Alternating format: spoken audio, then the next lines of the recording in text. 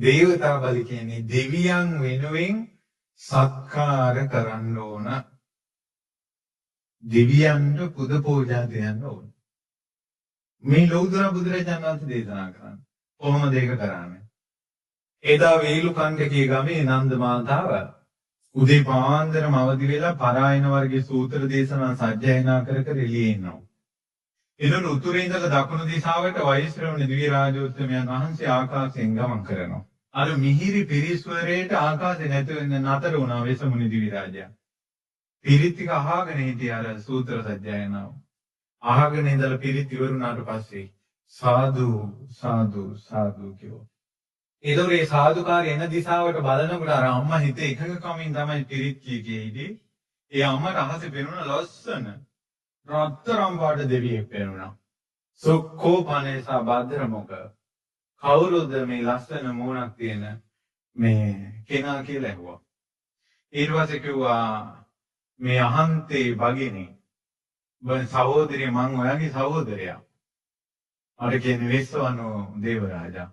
මං වෛශ්‍රවණ දිව්‍ය රාජ්‍ය කියන්නේ මට මං ඔයාගේ සහෝදරියෙක් කිව්වා.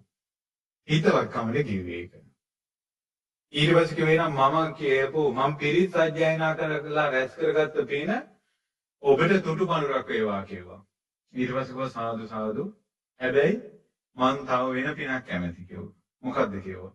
හෙට සාරිපුත්ත මොගලන් මහෝත්තමයන් වහන්සේලා මේ ගමට වඩිනවා.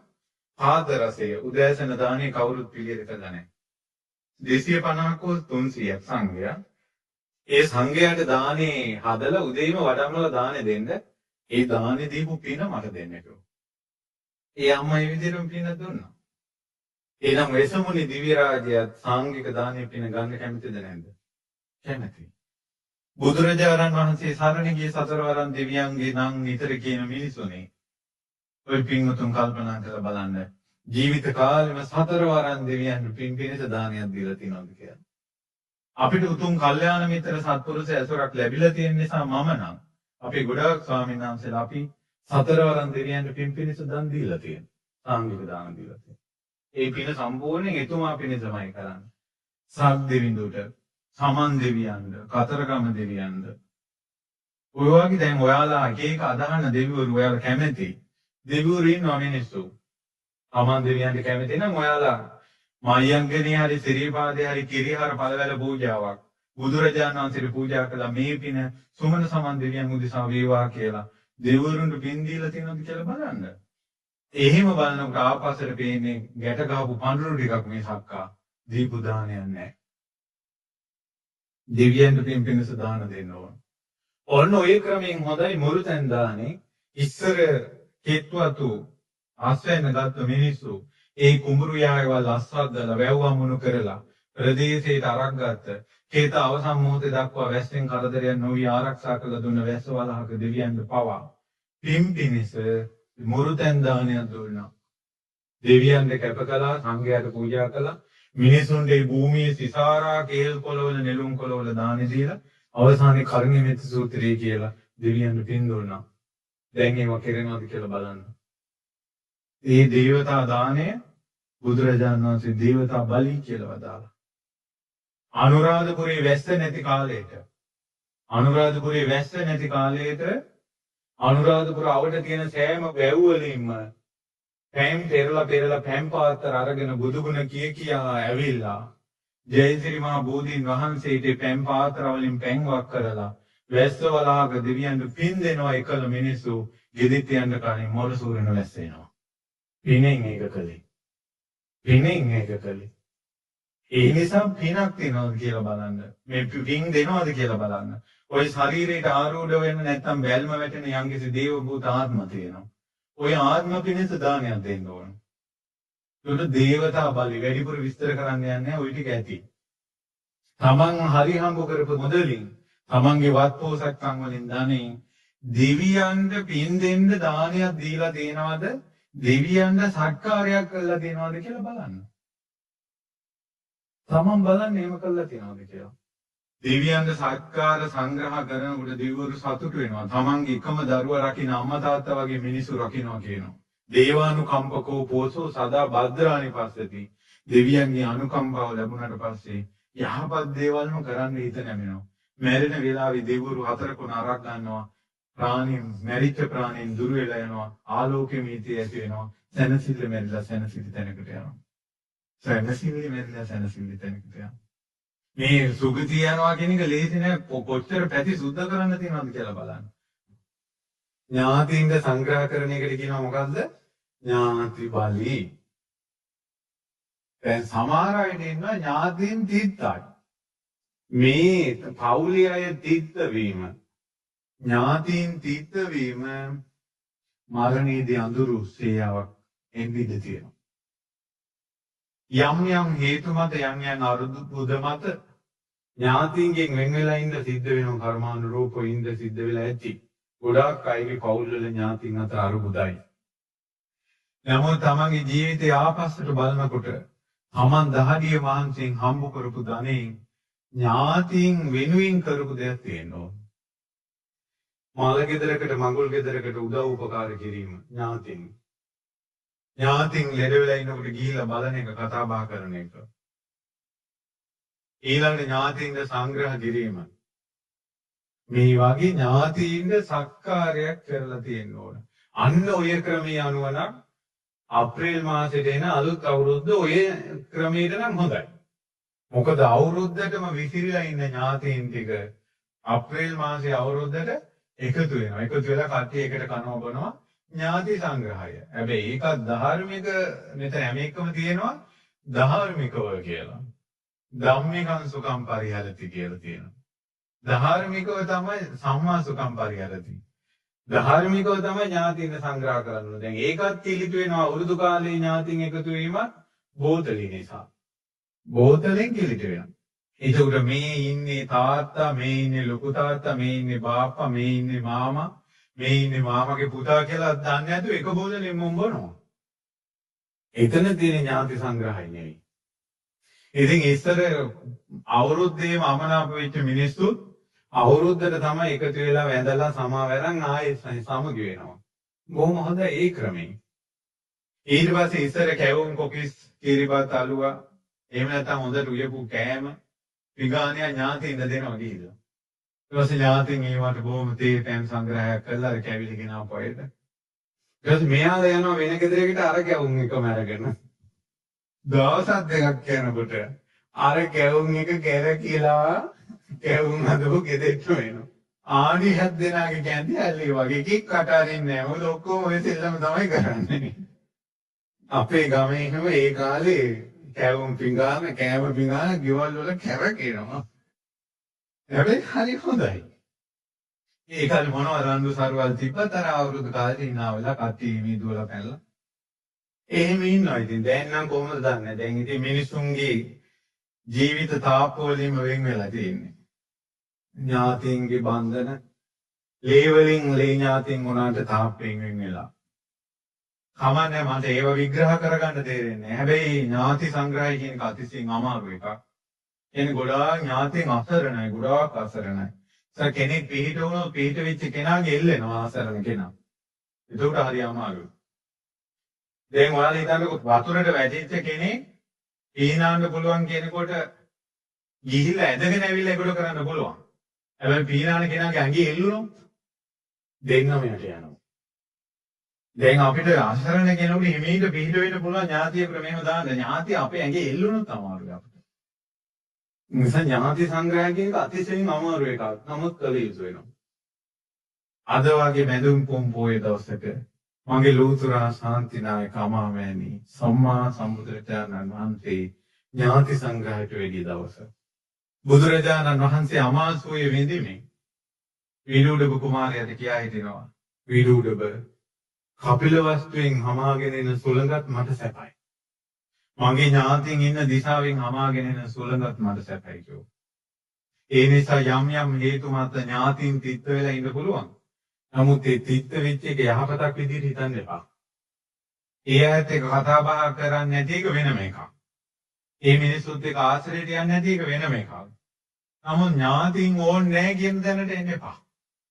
කවදා හරි අපිට මිනිස්සෙක් උදව්වට ඕන වෙනවා. අපි මිනිස්සුනේ බණ අහන අපිත් හිත හදාගන්න නැත්තම් අපේ හිතවල තියෙන කාෂ්ඨ ගතිය, වේලිච්ච ගතිය හිත වලින් අපි තයින් කරගන්න නැත්තම්, අපේ හිත අපි තෙත් කරගන්න නැත්තම් මේ බුදුබණ පදහන අපි හිත තෙත් කරගන්නේ කවුද පින්වතුනි? අන් අයට සමාව දෙන්නේ කවුද? අසරණ මිනිසුන්ට පිහිට වෙන්නේ කවුද? එනිසා අපේ හිත තෙත් කරගන්න ඕන ටිකක්. ඥාතීන්ද සංග්‍රහ කිරීම ඥාති බලි. ඊළඟ බලය අතිථි බලි. අතිථි බලි කියන්නේ ආගන්තුක සත්කාර. දැන් අපි මෙහෙම හිතන්නකෝ, දැන් අර ඥාති බලි වලට දැන් තමන් අපි කියමුකෝ ප්‍රාදේශීය ලේකම් කාර්යාලේ හරි පළාත් සභාවේ හරි එහෙම නැත්නම් විදුලි බල මණ්ඩලයේ ජල සම්පාදන ඒකකේ හරි යම්කිසි තැනක ඉන්නවා. ඒතර තමන්ගෙන් සේවයක් ලබා ගන්න තමන්ගේ ඥාතියෙක් එනවා. ඒතර මෙයා මැදිහත් වෙනවා මේ මගේ ඥාතියෙක් අනේ පොඩ්ඩක් මේ වැඩි ඉක්මන් කරලා දෙන්න කියලා ඒක කරලා දෙන්නේ ඥාති සංග්‍රහය. ඒක ඥාති සංග්‍රහය. පැහැදිලිද මම කියන එක? ඊළඟ අතිථි බලි. අතිථි බලි කියන්නේ ආගන්තුක සත්කාර. අතිථි බලි කියන්නේ මොකද්ද? ආගන්තුක සත්කාර. දැන් මම මේක කටපාඩමින් අහනවා මේ බලි පහයි. පළවෙනි බලය මොකද්ද? ඥාති බලි. දෙක අතිථි බලි ආගන්තුක සත්කාර. ආගන්තුක කියන්නේ අඳුරන්නේ නැති හිතවත් නැති කෙනෙක් එද්දීන් එයාට සංග්‍රහ කරනවා. ඉස්සර මිනිස්සු ගෙදෙට්ට මිනිස්සෙක් આવොත් අඳුරන්නේ නැති වුණත් වතුර ටිකක් කන්න බොන්න ටිකක් දුන්නා. තැඹිලි ගෙඩියක් කුරුම්බ ගෙඩියක් හදලා බොන්න දුන්නා. ආගන්තුක සත්කාර. තව ආගන්තුක සත්කාරයක් කියනවා. පාරේ මිනිස්සෙක් පාර අහනවා. අනේ මෙහෙට යන්නේ කොහොමද කියලා. අනේ ඔහොම යන්නේ කියලා කියනවා ආගන්තුක සත්කාර. දැන් මම ඔය ආගන්තුක සත්කාර තියෙන හොඳ මිනිස්සු ලංකාවේ ඉන්නවා. දැන් දැන් නම් ළමා ලපටි ගමන් බිමන් යද්දී මැප් එක දාගෙන යන ෆෝන් එකේ මැප් එක දාගෙන පාරවල් හොයාගෙන යනවා. දැන් මම මුල්ම කාලේ අපි ධර්ම දේශනාවලට යද්දී අපි ඈත ගම්මාන වලින් බණට ආරාධනා කරනවා අපි යන තැන් දන්නේ නැහැ. ඉතින් හොයා අන්දි වලින් අහ අර ගම කොයිද තියෙන්නේ අහවල් පන්සල කොයිද තියෙන්නේ කීකිය අහ යනවා අපිට පාර වාද දෙනවා. මට මුණ ගැහිලා තියෙනවා. සමහර මිනිස්සු ස්වාමීන් වහන්සේ පොඩ්ඩක් ඉන්න කියලා ඉක්මනට බයික් එක අරගෙන කිලෝමීටර ගාණක් මේ පන්සලට අපිව ගිහින් ඇරලා දෙනවා. එහෙම මිනිස්සුත් ඉන්නවා. ආගන්තුක සත්කාර. වැඩිපුරම හම්බ වෙලා තියෙන ආගන්තුක සත්කාර කරන අය නැති අයත් හම්බ වෙලා තියෙනවා. එක දවසක් ඔය බණකට යද්දි රෑ වෙලා කෙනෙක්ගෙන් පාර ඇහුවා. අහවල් තැනට යන්නේ කොහෙද? ඊට පස්සේ ඇහුවා හඳුරන්නේ මේ ඇයි රෑට දානෙටද කියලා ඇහුවා. එහෙමත් තියෙනවා. එහෙම අපිට ඒ දාද ස්වභාවය. මොකක් හරි නිසා ආමඳුරුට පෙන්නන්න බැරි මොකක් හරි දාද ස්වභාවයක්. අද හොයාලා තරහ ගත්තා මම තරහ ගත්තේ නැහැ. මම හිතුවා හැටි ඉතින් ඔය මිනිස්සුන්ගේ හැටි. මොකද පාරක් පෙන්නනවා කියන එකෙන් ලොකු පිනක් රැස් වෙනවා. මොකද එයා අතරමං වෙලා මැඩ වෙන එක නැති වෙනවා අර පාර පෙන්නන එකේ. පෙරේත ලෝකේ මිනිස්සෙක් ඉපදුනාට පස්සේ නර ලෝකේ යම ලෝකේ සත්වෙක් ඉපදුනාට පස්සේ යම රජුරු ඉදිරියේ අර වද දෙන සත්වෙ ඉදිරියේ මෙයාගේ ජීවිතේ පේන යම පල්ලු කියනවා මේ මිනිස්සයා මනුස්ස ලෝකෙ ඉඳින් පාරක් අහන කෙනෙකුට පාරක්වත් කියූප එකෙක් නෙවෙයි කියනවා මේ. මොහු යම ලෝකෙට සුදුසුයි. මොහු ප්‍රේත ලෝකෙට සුදුසුයි. මේක පාරක්වත් කියූප එකෙක් නෙවෙයි කියනවා.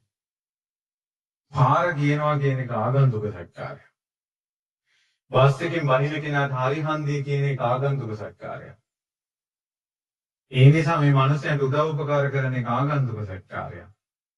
කන්න නැති කෙනෙකුට කන්න ටිකක් දෙන එක ආගන්තුක සත්කාරය. කාට හරි කලන්ත හැදුනා තමන් ගාව තියෙන වතුර බෝතලේ දෙන එක ආගන්තුක සත්කාරය. ඉඳ ගන්න කෙනෙක් නැති කෙනෙකුට පුටුවක් දෙන එක ආගන්තුක සත්කාරය. ඉස්පිරිතාලේ බෙහෙත් ගන්න ගියාට පස්සේ තමාට වැඩි අමාරු ලෙඩෙක් ඉඳින් තමන්ගේ තැන යාට දෙන එක ආගන්තුක සත්කාරය. ආගන්තුක සත්කාර කියන්නේ මැරෙන වෙලාවෙ හිත එළිය කරනවා. පැහැදිලිද මම කියන එක? ඒකට කියනවා අතිථි බලි.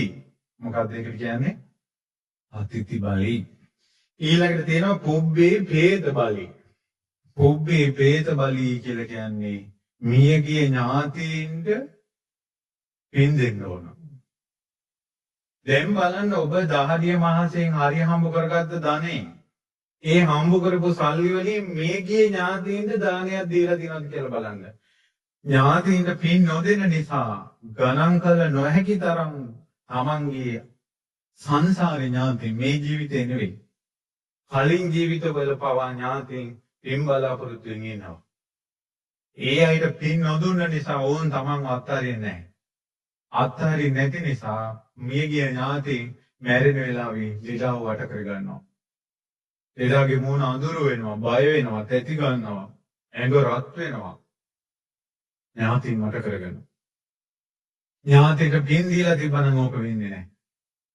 ඒ නිසා අවුරුද්දකට දාන 12ක් හෝ 10ක් හෝ යම් සලාක දාන ඔබ දෙනවා. අනිවාර්යයෙන්ම එක්ක ගෙදරට වඩම්මලා හෝ පන්සලේදීන් හෝ පිරිකර සහිතව දානයක් පූජා කරලා පෙන් වඩලා ඥාතීන්ට පින් දෙන්න ඕන.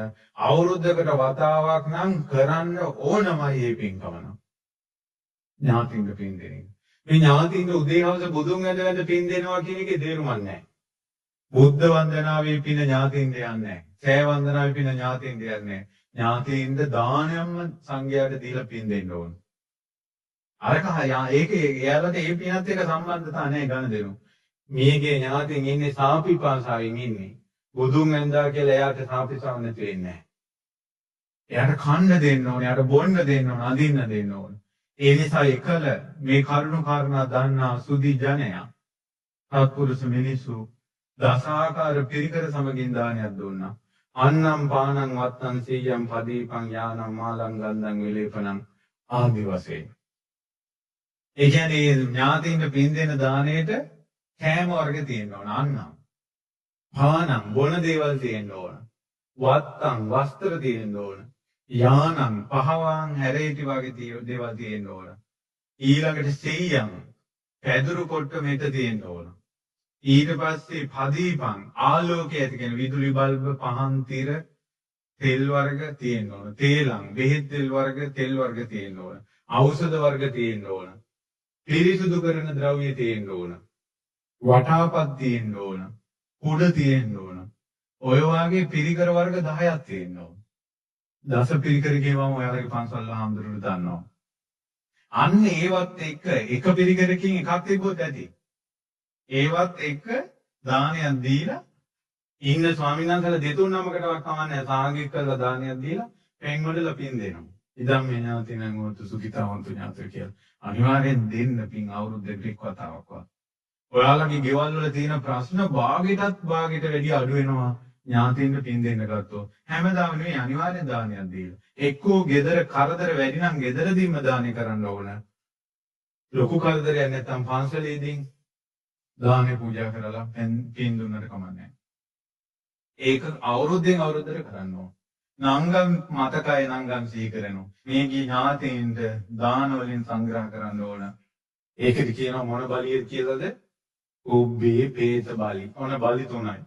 ඥාති බලි, අතිථි බලි, උබ්බේ පේත බලි, ඊළඟ එක රාජ බලි. රාජ බලි කියන්නේ ආණ්ඩුවට බදු ගෙවීම, ලැයිත් බිල, වතුර බිල, හයිවේ කියනකොට ටිකට් එකක් ගන්න එක රාජ බලි. සීටීවී බස් එකේ යනකොට ටිකට් එකක් ගන්න එක රාජ බලි. දැන් බස් එකේ යනකොට අපි ගිහිල්ලා ටිකට් එක ගත්තේ නැහැ කියන එක තමයි මරණ මොහොතේ අඳුරකට එනවා. රාජ බලි කළා නෑ යා. නිසා ඒ අදාළ ආණ්ඩුවට ගෙවිය යුතු දේවල් ගෙවන්න ඕන එක තමයි මේ රාජ බලි. මේ කාලේ එක වැඩිපුර විස්තර කරන එක ඇඟට ගුණ නැහැ. ඒ නිසා ඔක කොහොම තේරුම් ගන්න. ඔන්න බලි 4ක් කිව්වා. 4ක්ද 5ක්ද? 5යි. මොනවද? ඥාති බලි, අතිථි බලි, උබ්බේ පේත බලි, රාජ බලි, දේවතා බලි. ඔන්න බලි 5. ওই බලි 5 සල්ලි වේදම් කරන ක්‍රම පහෙන් 4 වෙනි එක. පළවෙනි සල්ලි වේදම් කරන ක්‍රමේ තමන්ගේ පවුලේ අයට තමන් එක්කම පවුලේ අයට කාලා බීලා ඇඳලා පැලඳලා සතුටින් ඉන්න ඕන. යාළුවන්ට සත්කාර කරන්න ඕන දෙවෙනි එක. 3 ආපදාවකදී ගන්න ඉතුරුවක් තියෙන්න ඕන. 4 පංච බලි පුදලා තියෙන්න ඕන. 5 සීලවන්ත ගුණවන්ත සංඝයාට දන් දීලා තියෙන්න ඕන. බුද්ධ ශාසනය වෙනුවෙන් යමක් කරලා තියෙන්න ඕන. ඔන්න පස්වෙනි එක.